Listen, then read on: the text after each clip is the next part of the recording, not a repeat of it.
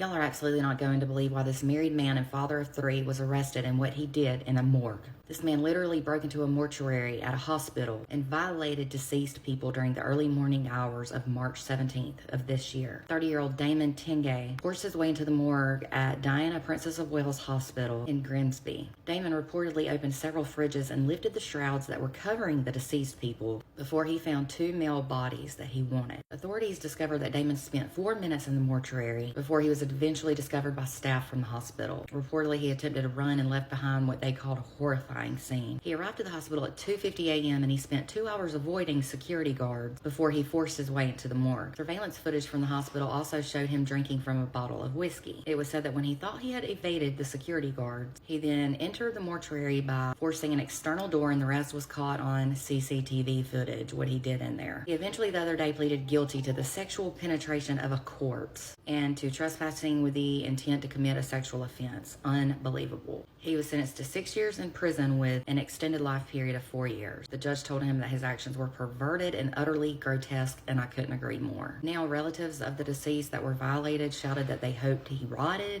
and shouted that he deserved more time. Footage that was played during his trial showed him drinking from a bottle before he went into the mortuary that had a secured door that stayed closed by a magnet. Prosecutors said that Damon disturbed a total of 10 bodies and opened fridges and removed their shrouds. Reportedly, he sexually interfered with 2 male bodies and attempted to lift one by its blanket and struck another with his fist. Like, why? They're deceased. I don't get it. When hospital staff finally discovered him and what he was doing, they detained him with the help of security guard, and he was arrested when the authorities got there. One employee of the hospital said it was horrifying, and there were open fridges, bodies that were pulled from the shelves everywhere. She said it was one of the worst things she's seen in her life and her career. It was also said that during Damon's arrest, he was not cooperating, was acting belligerent with the police, and screaming that he had done nothing wrong. He also even alleged that he had been blamed for a friend's suicide, and that he was trying to get answers. In an interview with police, he said he had no recollection of anything, didn't remember anything, and he had been drinking. Now, in court, his attorney tried to highlight his mental health disorders and a spinal cord injury he's had since 2022, and the attorney said the offense was clearly out of character for this otherwise friendly and considerate man. But here's the thing, had he not been caught, he would have violated no telling how many more bodies. So he definitely deserves the time behind bars, and honestly, I think he deserves more. The judge said there is a dark side to this man, and I fully agree. He was also placed under a sexual harm prevention order for the rest of his life, and that was in addition to his prison sentence. I just don't get people at all. Do you think he deserved more time behind bars and more punishment? Let me know in the comments. And if you want more true crime, be sure to give me a follow and check out my website at www.truecrimewithmegan.com.